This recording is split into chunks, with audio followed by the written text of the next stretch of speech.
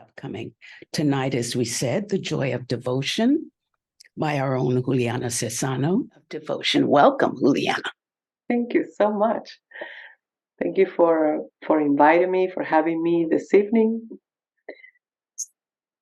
I'm going to share a few thoughts, and hopefully this will be not only me speaking and you listening, but even if I see that most of you are with the cameras off, and even if you're listening and you don't feel like engaging, let's take this time to reflect this topic into our lives, reflect the topic of joy and devotion, and see how in our own inner world this is unfolding.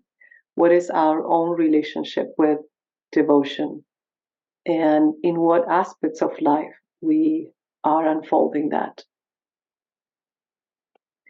So devotion, I was very glad to meet quite a few of you at the Parliament of the World Religions, and when the calendar was shown to me and there were different options, I chose The Joy of Devotion because I feel close to the subject, and I wasn't able to find much about the devotional path in the original teachings of HPB and others, even though devotion was always mentioned as a fundamental part of the path, of the spiritual path. Basically, without devotion, without love, as we're going to see in a moment, and without joy, we're not complete. And it is even said that devotion and love are an indispensable aspect of the path. And even though that was mentioned, I couldn't find many of the experiences or stories about how devotion actually unfolds. And I was able to find them first through the mystics, Christian and Sufi mystics, and then returning to the Bhagavad Gita and the Bhakti Sutras of Narada, I was able to understand a little bit more about this path. So I'll share with you a couple of quotes so we can reflect together on this subject. I really like the quote that was offered in the calendar attributed to Hermes. It says, "The level of love determines the measure of joy." The level of love determines the measure of joy. And we're going to explore this. What is the relationship between love and joy? And why, as we grow in love, we grow in joy? So we'll come back to that quote at the very end.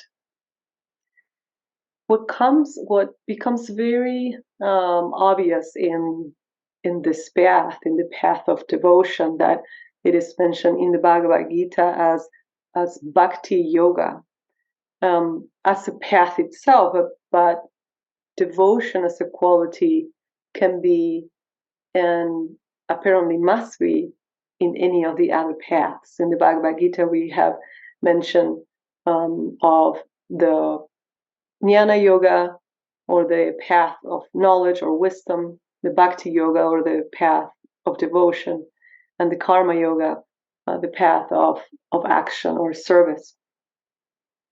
And what it becomes clear is that unless our life turns into the path, there is no path. Path is, we may project in our minds the sense of walking towards something, but really it is the unfoldment of that within ourselves. So whether we are completely involved in one of these three paths, or we have some elements of the three of them working simultaneously. We are always speaking about us being the path. And this is what HPB, or at least what I understand HPB says in The Voice of the Silence, when she says that we cannot travel on the path before we have become the path itself. So if you feel more identified with the path of wisdom, with the path of knowledge, there's still value in devotion, because wisdom without devotion or wisdom without love, it can become, well, knowledge without love can certainly become dangerous. Wisdom implies a level of love, and so devotion is always part of the path of jnana. But if you feel, some people feel that the path that they have chosen is the path of devotion. It is, for them, is all they need. And some say that these paths can be traveled on their own until certain points in which eventually they merge. But I have read comments about how the Bhakti Yoga, or the path of devotion, is one of the safest paths, because there is no danger of ego involved. And we're going to see that in a moment. So to bring the Bhagavad Gita, and particularly on the aspect of Bhakti Yoga, in chapter 9, verses 26 and 28, it says, Whosoever offers to me a leaf, flower, or fruit devotedly, I accept that offering of love from the pure in heart. Whatever you do, whatever you eat, whatever you offer, whatever you give, whatever austerities you practice, O son of Kunti, make it an offering to me. Thus will you be freed from the pure and impure binding fruits of action. And with your mind firmly fixed on me, you will be freed and attain to me. So these verses really summarize the yoga of devotion, or the path of devotion. I haven't yet defined the word devotion, which we can say is another way of saying love. Sometimes it is because we have our connection with the world can vary depending on our maturity. There are many ways of loving. One way of loving could be with a lot of attachment, right? So there are so many layers and levels of love that we may call love something that is really not what devotion is, or what this higher type of love is. So in spite of that, it's okay. We're learning how to love. We're learning what it means to love. And so devotion is said to be a type of love that consumes our whole being, and that is felt toward a teacher, a cause, a master of wisdom, an avatar, or the higher self. One of the things that we find in the teachings is that there is really no difference between,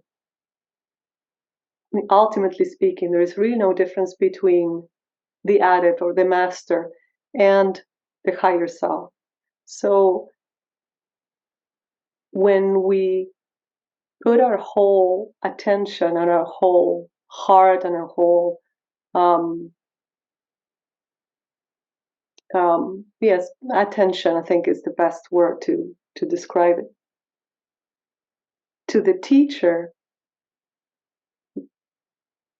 we are also putting our whole attention to our own inner self. So there are many ways of exploring devotion. As we see in the Bhagavad in this quote, in these verses from the Bhagavad Gita, it is an attitude of constant offering to something higher than ourselves. So in a very practical way, what does this mean? In a day-to-day experience, we tend to be mostly self-centered and with habitual patterns of thinking that reaffirm that self-centeredness. Our thoughts are mostly concerned with what happened to us yesterday, a week ago, 10 days ago, 20 years ago, or whatever that happened, and how we project that into the future. The path of devotion requires that we become very conscious, very aware of our thoughts, and constantly return to offering every action, every thought, every emotion to that higher aspect of life, whether it is, again, a teacher, an adept, an avatar, an image, a symbol, something higher than us, the oneness of all, whatever we choose. So this begins, especially for those who follow the path of Bhakti Yoga. This begins to unfold within a feeling of that is felt in the heart. Devotion is a type of love that begins to unravel within and be felt, and then it is hard to tell whether we are calling that love or that love is calling us. And the more we cultivate this devotion, the more we return to the object of devotion with greater grace, or in a greater number, in multiple ways, as this quote from the Bhagavad Gita is pointing out. So whatever we do, whatever we eat, whatever we offer, whatever austerities we practice, we're offering to him or her. In this case, we are talking about, we can also say God or the divine, as it has been for the mystics in Christianity, the mystics in Sufism, the mystics in Judaism, and so on. So this causes in us a level of purity of mind and of heart, because as we begin to disengage from the personal,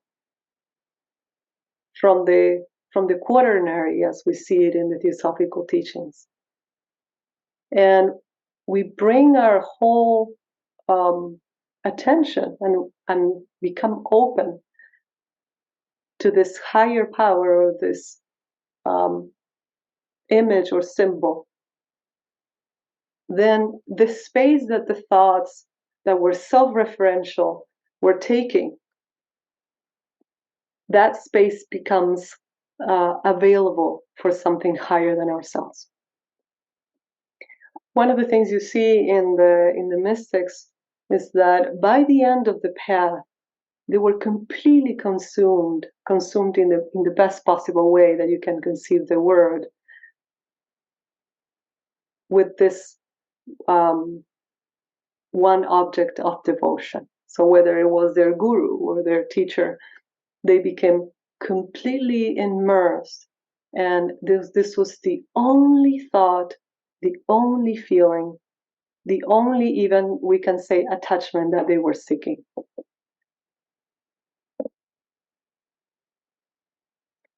So let's explore a little bit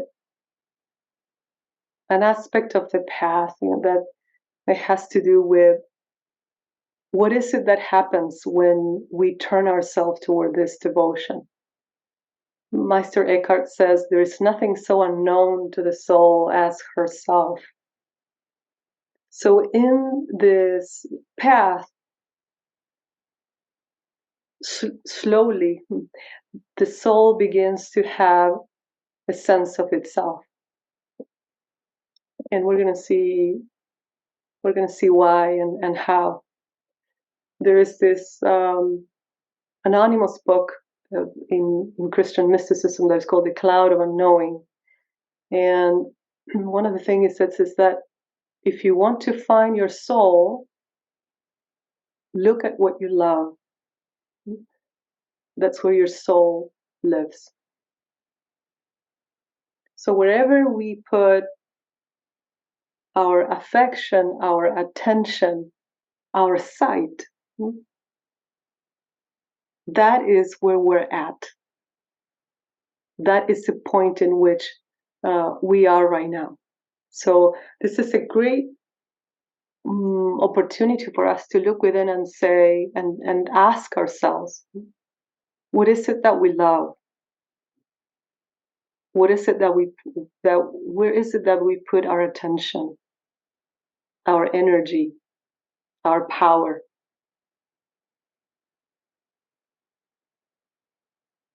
There was a teacher that said that whatever we spent our time, that was our God. So this is a similar thing. Whatever our love is, that's where our soul is. So one of the mystics that expressed through poetry the path of devotion in an incredible way was Jalaluddin Rumi, and he was this mystic who originally he was a scholar. He came from a family of scholars of where they were dedicated to the study of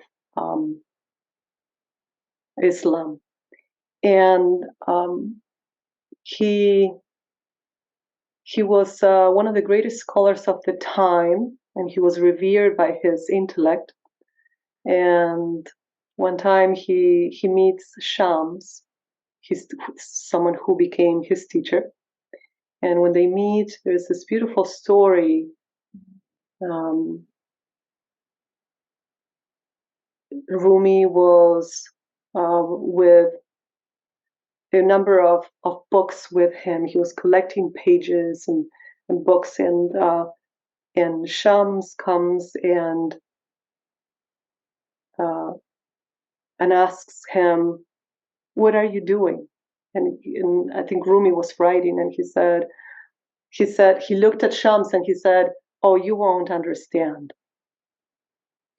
And so Shams grabs the books or the pages, the papers, and throws them into the lake where they were next to where they were standing. So Rumi was desperate and said, "What are you doing?" And Shams says, he grabs the papers from the lake and gives them back to Rumi, and they were completely dry. And so Rumi says, "What is this?" And Shams says, "You will not understand." So that's how that was something like that. I'm not very good at telling stories, but that was the gist of how Rumi and Shams met. But from there, they became probably one of the greatest love story in the sense of the greatest possible love that we're able to experience, and not as a romantic love as we conceive it many times. This is a spiritual love. It's a love that transcends everything that we can comprehend. However, even though this love transcends the love that we may be capable of right now, that doesn't mean that the love that we're capable of now doesn't matter or is inadequate, because this is the seed of what this love, this is the seed of a love that can become so much greater than what it is right now. So whatever drop of love and whatever seed of love we have, that is precious. And if we can spend some time paying attention to that love within us, even if it's imperfect, even if it's small, even if it's personal, it doesn't matter, because that is the little bit or the medium size or the big size of love that we currently have with us. So what Rumi says, and many other mystics as well, is that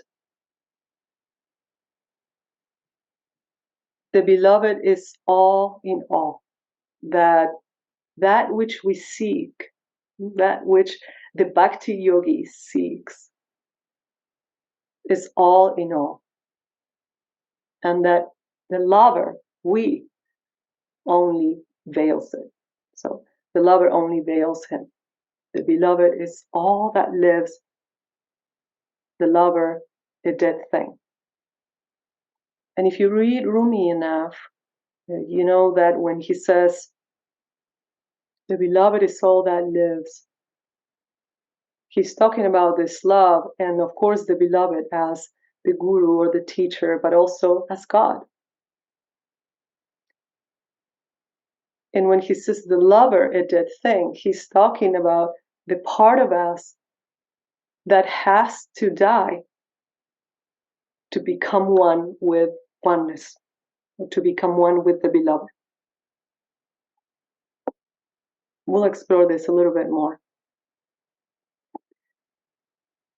So continuing with love, and for us to consider, many times we may ask ourselves a lot of questions, but sometimes we don't ask this question that Saint Teresa of Avila is proposing here. She says, remember, if you want to make progress on the path and ascend to the places you had longed for, the important thing is not to think much, but to love much.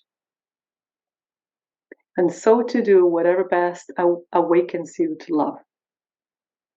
And I have to apologize for sharing this quote with students of theosophy, because there is, of course, a value of in studying. But I think what Saint Teresa of Avila is proposing is that there is a difference between putting our minds into what transcends the mind, bringing our attention to eternity, to living in the eternal, and thinking in terms of myself and what I want and what I need. So the thoughts that are attached to the personality and the thoughts that can transcend the personality. So she says that thinking, the thinking that is self-referential, is not important. They would even say that thoughts that were about the nature of reality or the nature of God were not useful either. But of course, they were in the path of devotion. They were in the bhakti yoga path. And for them, it was the awakening of love. So do whatever best awakens you to love. And I hadn't asked this question to myself until I found this writing. What awakens me to love? So see if when you ask that question to yourself, what type of answer you have.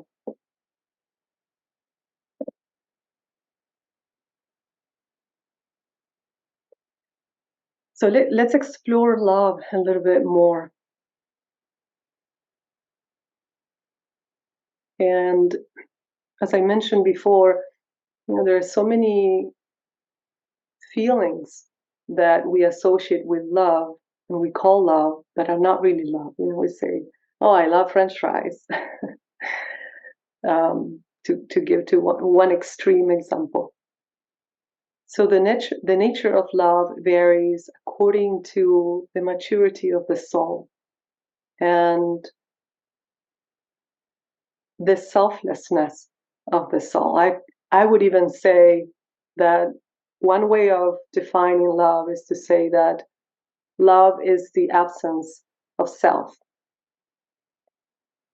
or the absence of self-centeredness. And Sri Ram says something in regards to this. He says, love will arise like the sun at dawn when the heart opens itself, free of all rigidity and self-centeredness. And as you consider yourself, what awakens you to love, you can also consider what blocks you from loving. And I think rigidity is a key word. Wanting to defend our ideas or beliefs, wanting to, the rigidity that we create about how things should be, or how I should be, or the rigidity that we create in all levels of life, which are, for the most part, accompanied with self-centeredness. So what is the way, again, making this very tangible, what are the ways in which we soften rigidity and self-centeredness? And I think that part of the answer was given in the Bhagavad Gita, offering all our actions and all the fruits of our actions to this higher power. So then it doesn't become part of ourselves, like it is not about us. That's one of the ways. But then rigidity is something that has to be seen. If we're rigid about things, if we are always making it about ourselves, it's sometimes people from the outside will tell us, but it's very hard to see ourselves, and that's why sometimes the help of a good friend or the help of our family members is so important, because we are mirrors to each other, and we can tell each other or let to know each other in the ways that we're rigid.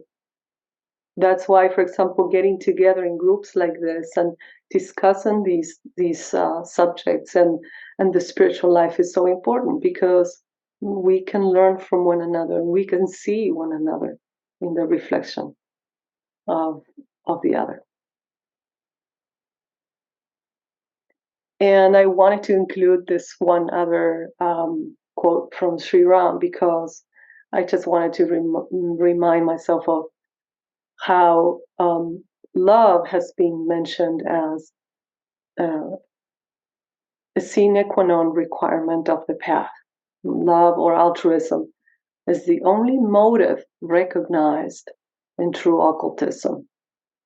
So really, love is the motive, the intention, the reason why we even walk this path. Why else would we walk this path?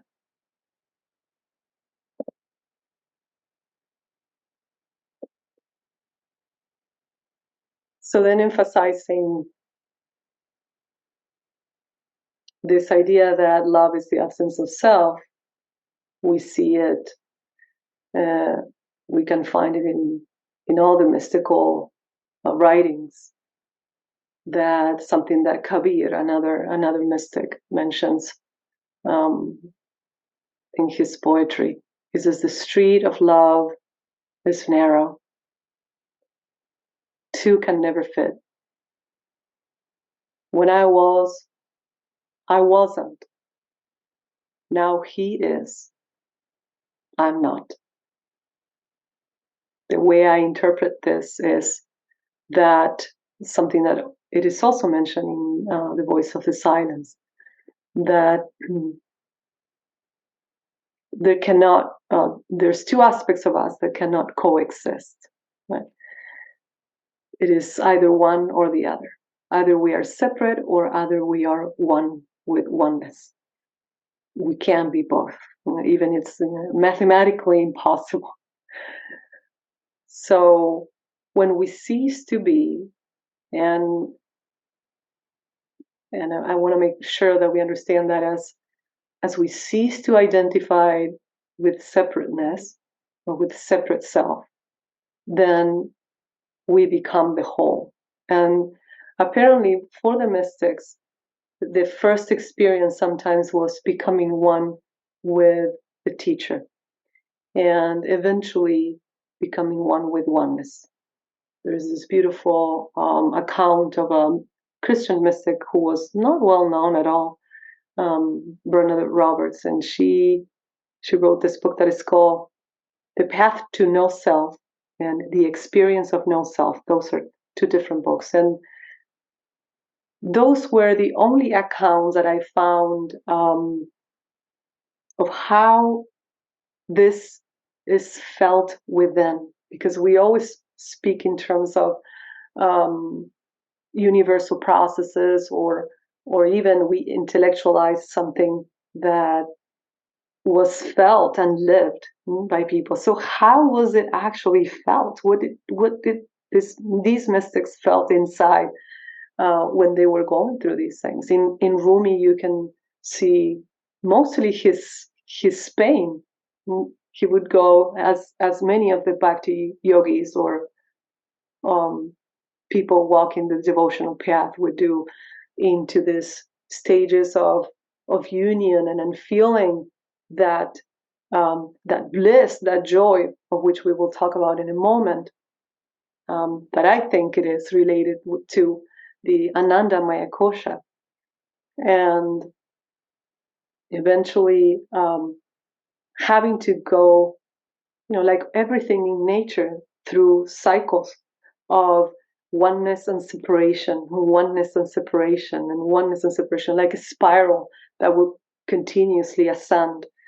And in the oneness, there is this feeling of bliss, and like we have never experienced before. And then that ceases momentarily, and there is this absence of bliss. And so the seeking goes deeper. The longing for the beloved, or the longing to be one with oneness, becomes much stronger. So in this spiral that continues to ascend, then the mystic finds itself in the experience of oneness, of being one with all. And we have seen some of the writings that describe that.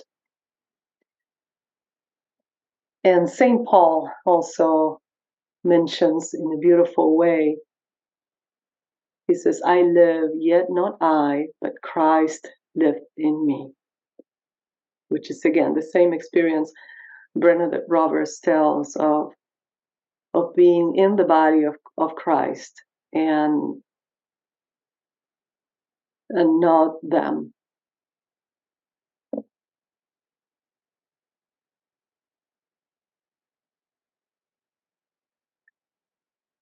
So going now into the experience of joy, we were talking at the beginning, the level of love determines the measure of joy.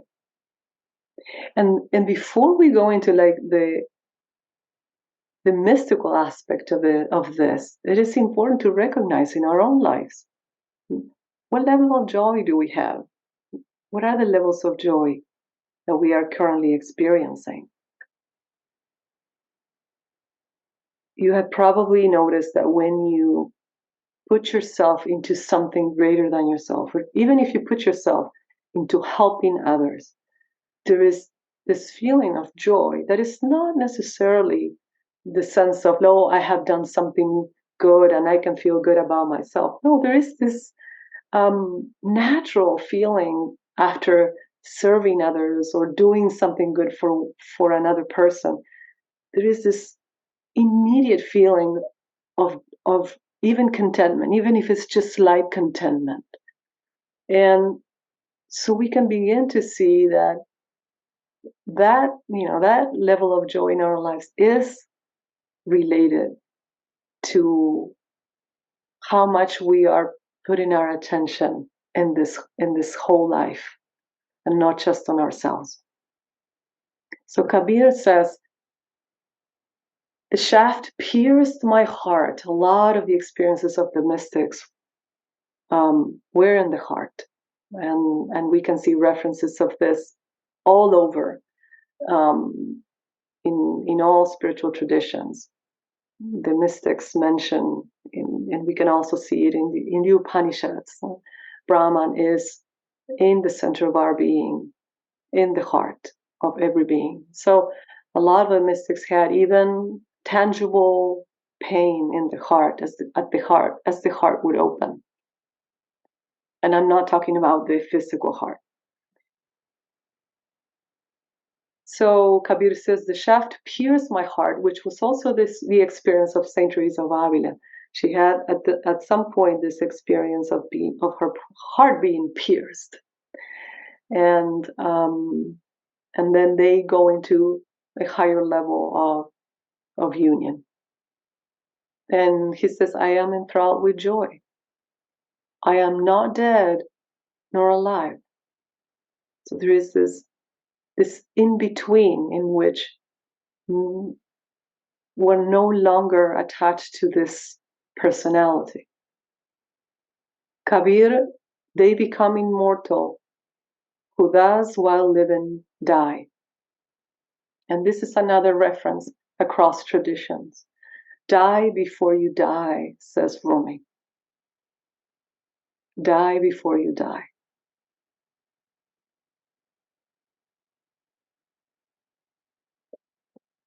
In the small or big deaths of day-to-day experience, and the moments in which we choose another win a conversation or a debate, and the moments in which we choose to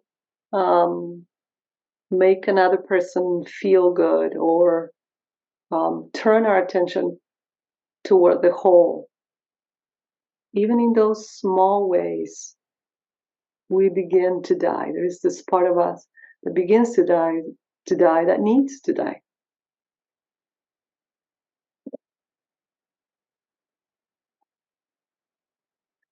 So just to remind ourselves of something that it is presented in these teachings, and that is that love is in every particle. The love is sustaining everything. And that's why, we would require an exploration of love, because if we can say that love is sustaining everything, then what is love? And there is this poem of Rumi where he says, last night I became mad. Love saw me and said, I am here. Don't shout, don't wail, just be silent. I said, oh, love, what I fear is something else. Love said, there is nothing else. Just be silent. This has helped me see how much of the explorations that I do about the spiritual life are conducive to this greater life. When such an emphasis is being made on silence and just understanding that there's nothing else but that, you can call it love, you can call it truth, or you can call it God. And that what requires of us is that silence, is to become completely and utterly silent and receptive. It makes me wonder how much of the other speculations within me are just ways of distracting myself.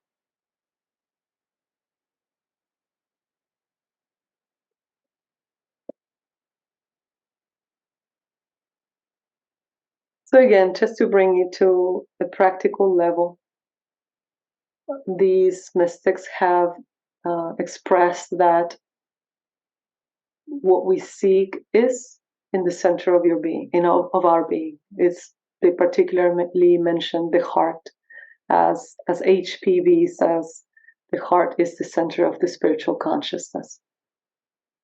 And for them, it became an experience. It became something tangible. So Saint Teresa of Avila says, if I had understood as I do now that in this little palace of my soul dwelt so great a king, I would not have left him alone so often. So as they begin to have the experience of this greater life within themselves, they realize how much of their time they had wasted, and that the only thing they needed to do was to turn their sight, was to turn their attention to that, to something that has always been there. And Rumi, there's a poem where Rumi says, the proof of the sun is the sun itself. If you want to see it, don't give your back to it. Just turn and see it. Look at it. So we can see, how in our own day-to-day experience, where are we placing that sight? We, for people who are naturally devotional, who's, for them, the path of the bhakti yoga path is their way of unfolding. So then the whole attention goes into this symbol. Like I mentioned before, it could be a female or a male symbol. And it represents what the aspirant is seeking. For people with more of a tendency toward jnana, toward wisdom, then there is the posing or the looking. The sight turns toward the unconceivable. That which the mind cannot conceive. So we turn into the absolute reality, for example, or all space and time, the eternal, and keep our attention into that. So the looking into that, the turning ourselves into that, is the idea that the day by day experience, instead of being so concerned about the unimportant things of life, to turn again and again our attention to that which has always been there. And as the mystics say, is seeking us. So just to emphasize this, Kabir says, the Lord himself is a guest in your heart. Why are you still so desperately seeking him? Offer your whole heart to him before night darkens it. How many eons you've waited for this momentous chance. Go near now to his heart. offer yourself selflessly. He'll give you an ocean of ecstasy and explain to you himself love's mysteries and essence.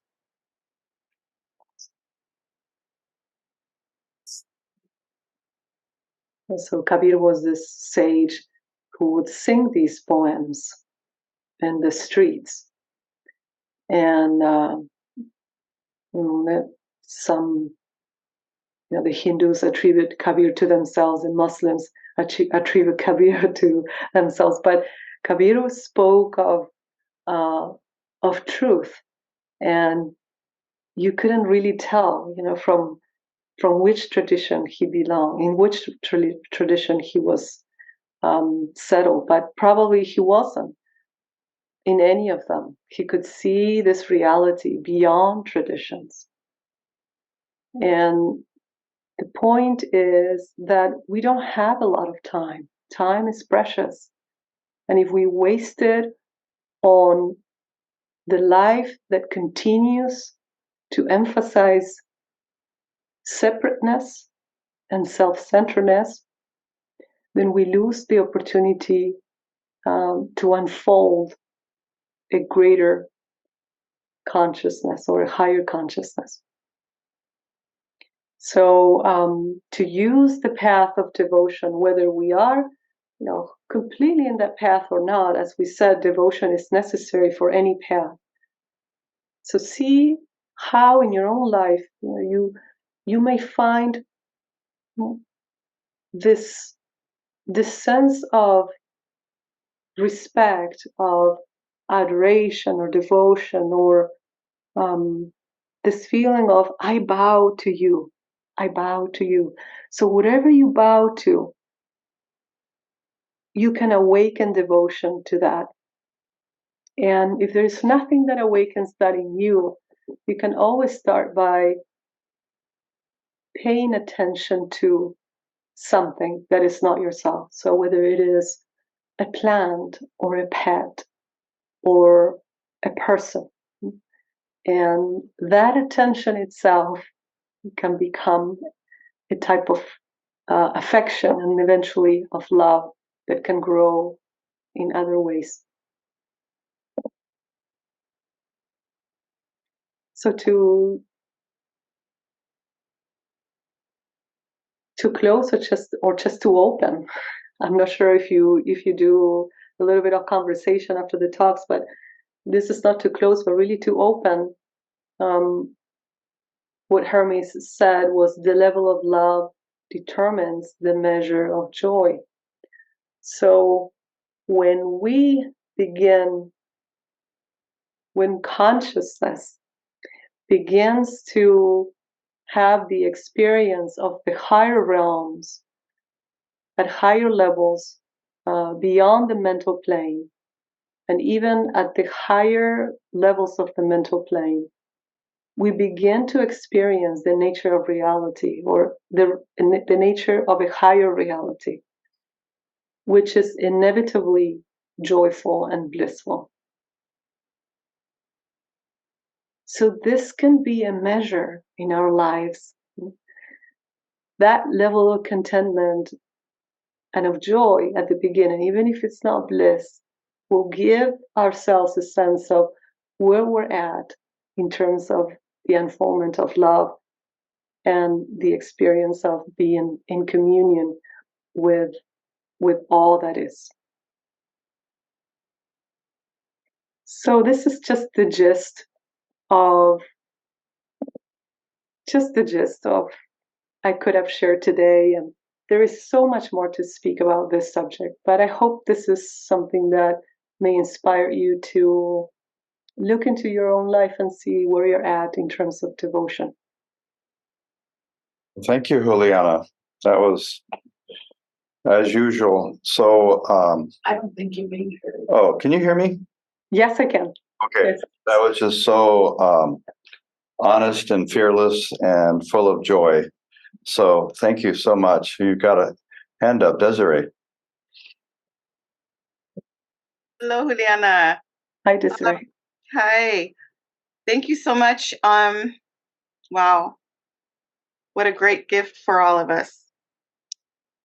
You mentioned early on in the presentation about love that we are calling it, or is it calling us? And it reminded me kind of in some churches where you have a call and response, that maybe it is calling us and we're kind of echoing it back.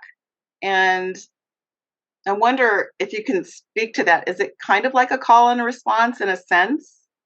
Also, following up on Rumi's silence, it seems that small children, when they experience that kind of wonderment, when they look into the stars or look into the sun, experience a kind of, I don't know, it's like a wonderment, and it's full of love, as if the stars are looking out after them as their parents.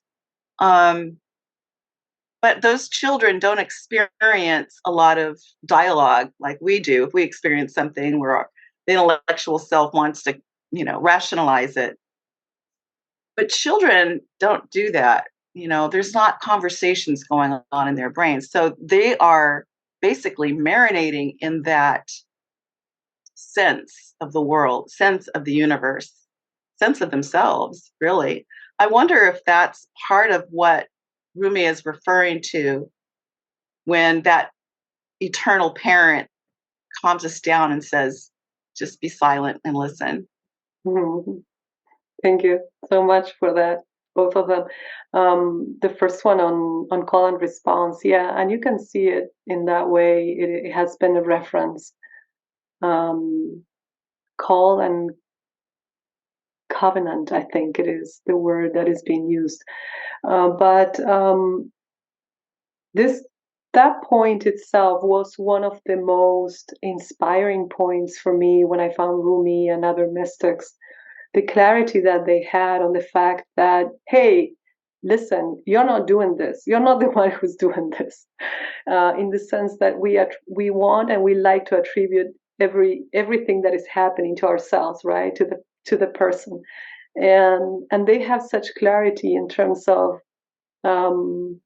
you're being called. This is, when you have this experience, it's because something else is acting in you, and it's not you. So I find that very, I feel very comfortable with the humility that entails, and trusting a process that is so much greater than ourselves.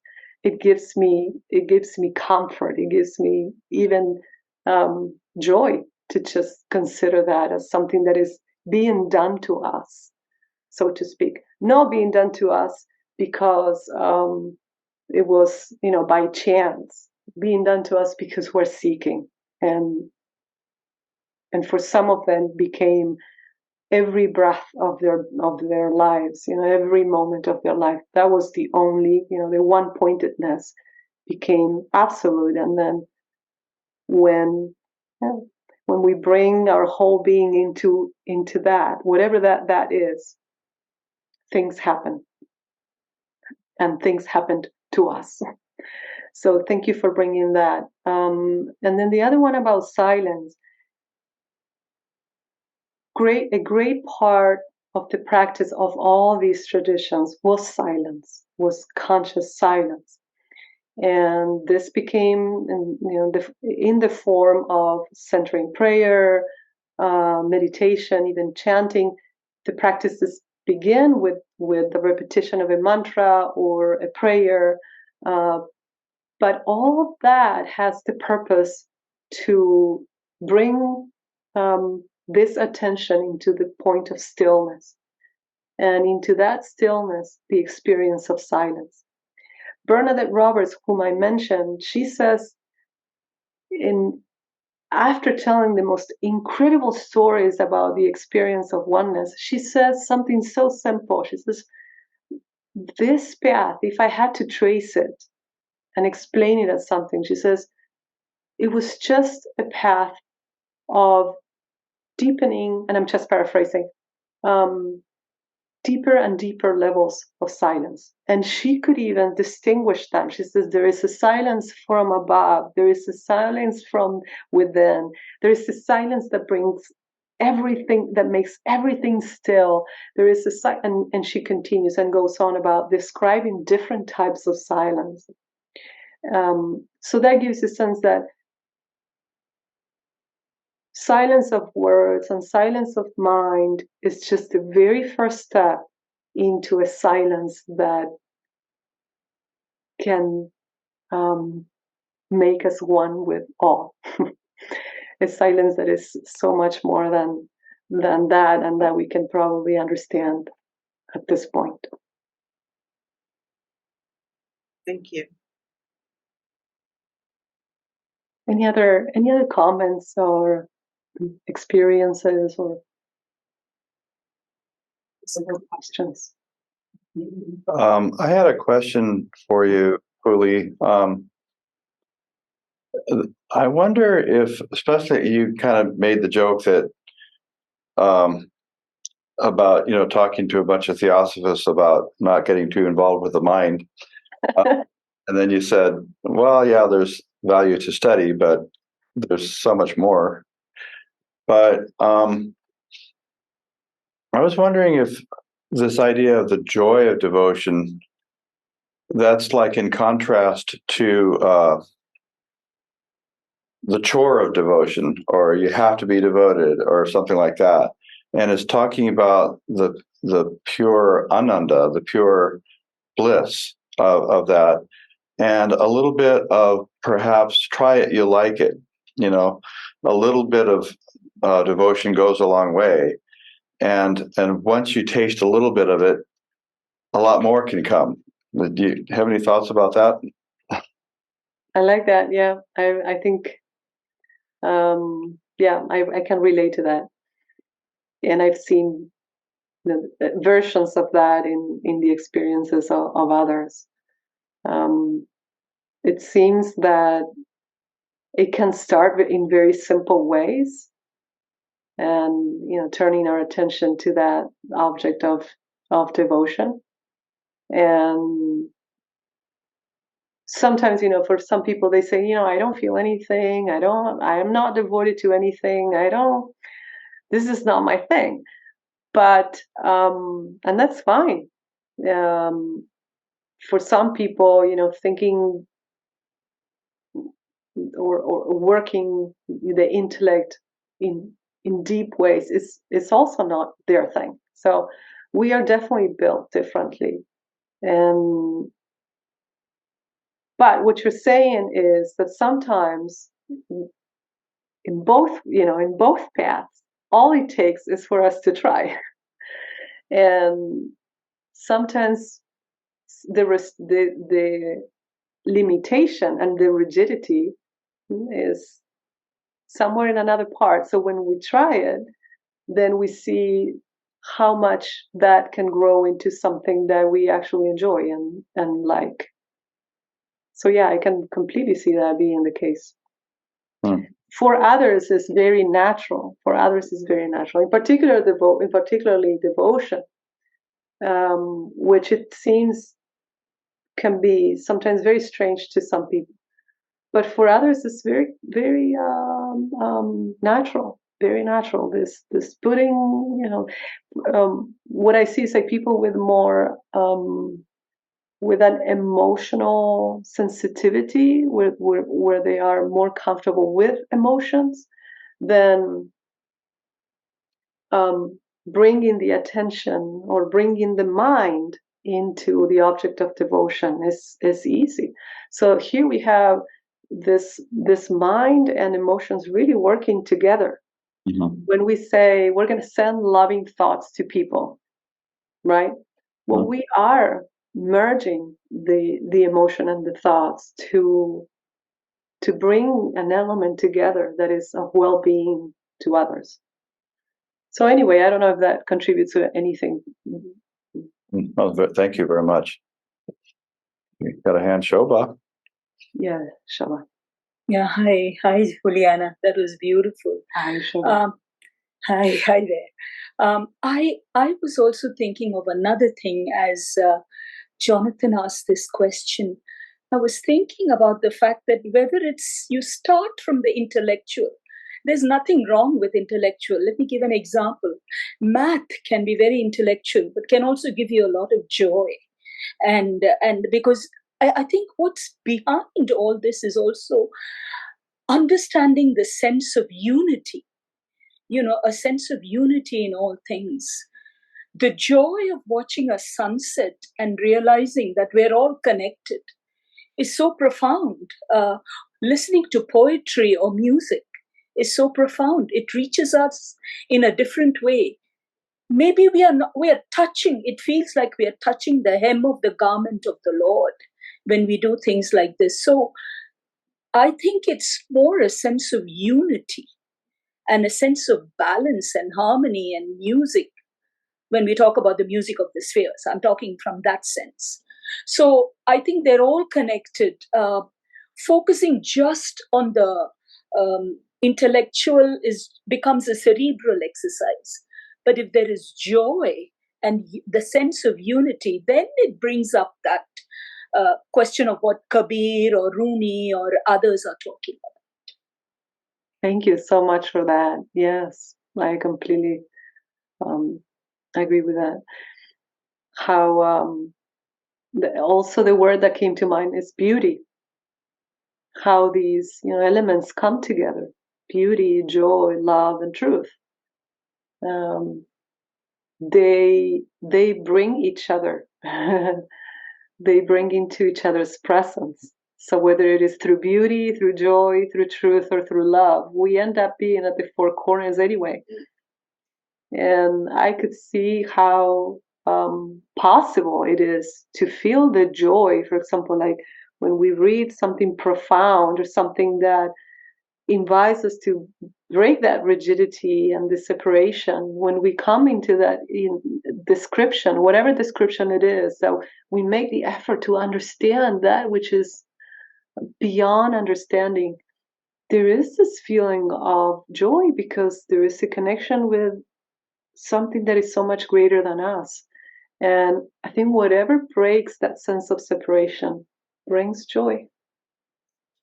Thank you. So thank you. Yes. We have a being who is very rarely seen, but sometimes comes out. It's Hi. a unicorn. Hi. Do you have a question? Oh yes, hello. Hi. I know my screen name's quite eccentric, but because that's my username on Meetup. Can everyone hear me? Okay. Yes. Okay. Well, I wanted to thank you today for this talk. I really appreciate it. It was something that I was looking forward to, and hopefully that would inspire me to be more devoted.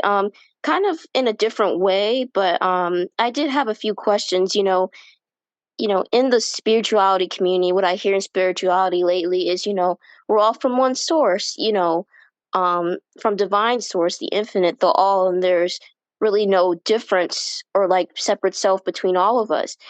Um, and that's like the highest form of love. But I think, but one thing I do get confused about is like how is there no like separate cells when, like, for instance, like when babies are born, right? Different babies have like different temperaments, personality traits, and then they grow up to be little kids. And sometimes we might be taught to act a certain way, but without that, kids grow up, they have like certain personality traits that might separate, so to speak, or distinct them from other kids. Some kids might be more shy, some might like to do art, some might be more sensitive. Yeah. So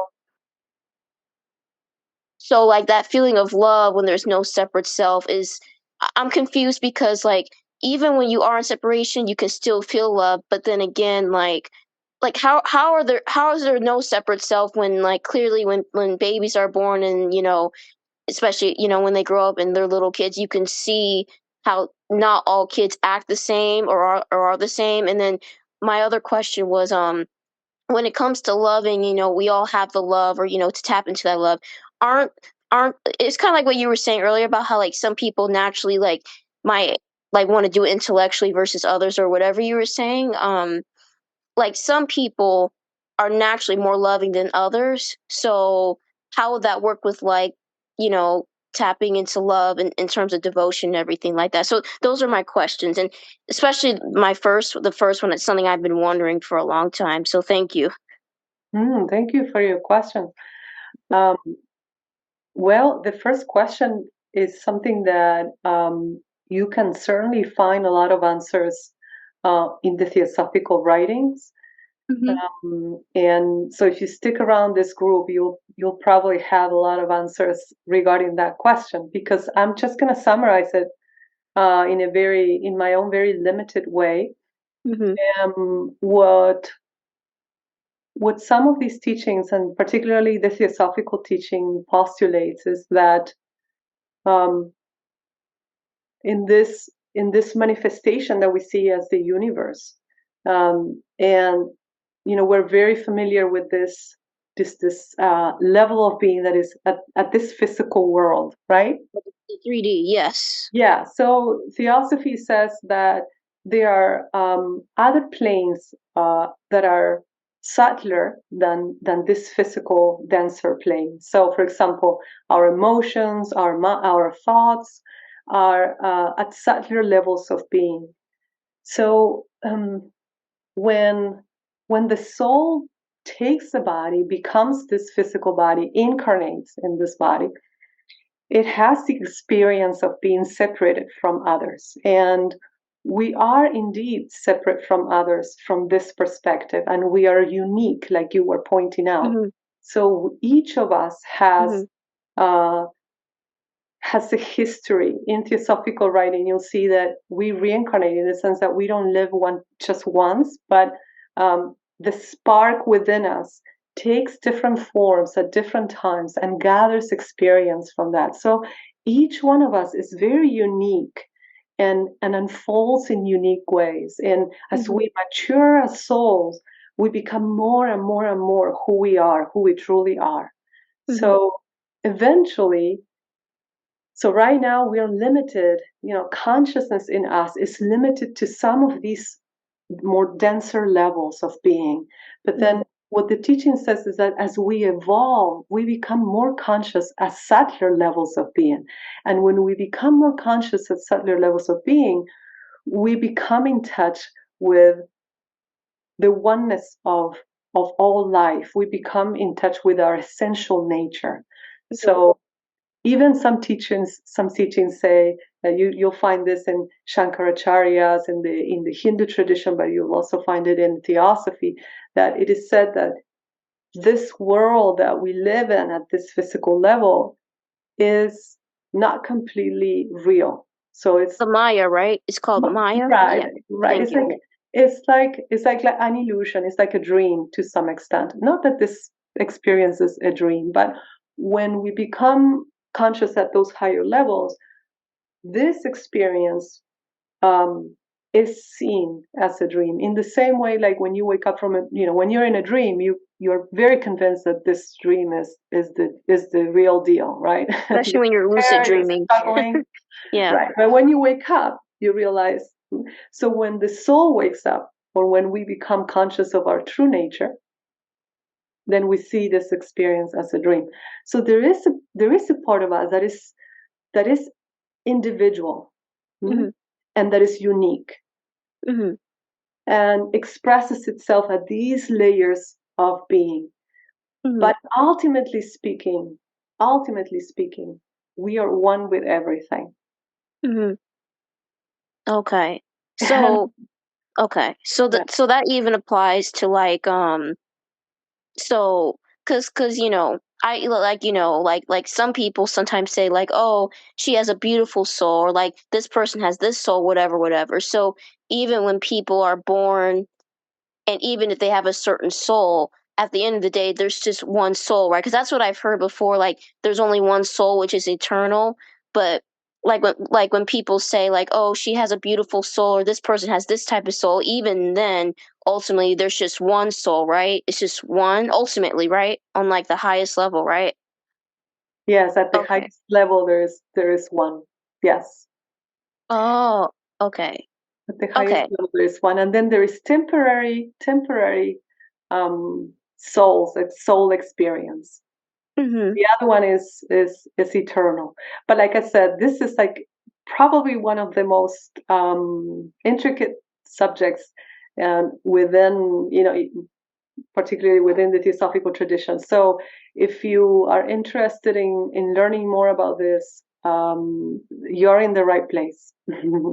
Oh yeah, no, absolutely. Thank you, and I appreciate it, and it's fascinating to me because a lot of our lives, especially growing up, your parents or even in school, we always ask, "Who am I? Who am I? How to be yourself?" And people always say, "Be yourself, be yourself." And it's just funny how is it at the ultimate level? I mean, there's no way to be you yourself because it's just all one or in the same. And I have one last question. Sorry if I'm taking up too much time, but it was about how like um joy of devotion and being loving, because I've even heard before we all have the love inside of us, but is it true that like some people have more love inside, they're like more loving, you can see that, whereas others might not be, or is it still just everyone still has that love or the ability to have that unconditional love for everything? Uh-huh. That's my Well, question. yeah, and that's a great question. In this journey that we're in, we are Thank all, you. yeah, thank you. In this journey that we are in, we are all slowly unfolding. Mm-hmm. And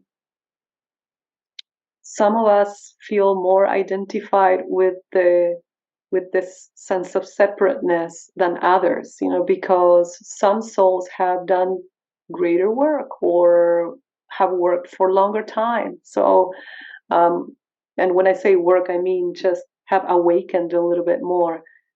Um, Others have had the experiences that um, allow them to develop a greater love or a greater sense of love because of the circumstances they were in and because there was something in them that made them unfold that. So, to make a long story short, we are all at different stages of unfoldment and of maturity.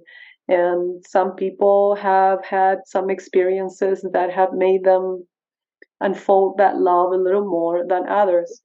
But we have all the potential for everything, not only for love, but for everything.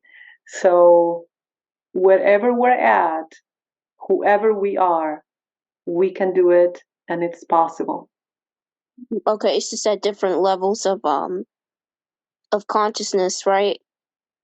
Well, Oh. I wouldn't say necessarily consciousness because, we don't want to judge people based on ideas that we have about them. So Hmm. if someone doesn't seem to be loving, that doesn't mean that they're not loving because they may love in different ways that we perceive, in ways in which we don't love, for example, right? So, Oh. Hmm. right. So we can never tell what is inside a human being. Um, we can only tell what's inside of ourselves and work with that. Oh yeah. No. That makes sense because it kind of goes back to my first point. Then I'm gonna end it here. It kind of goes back to my first point.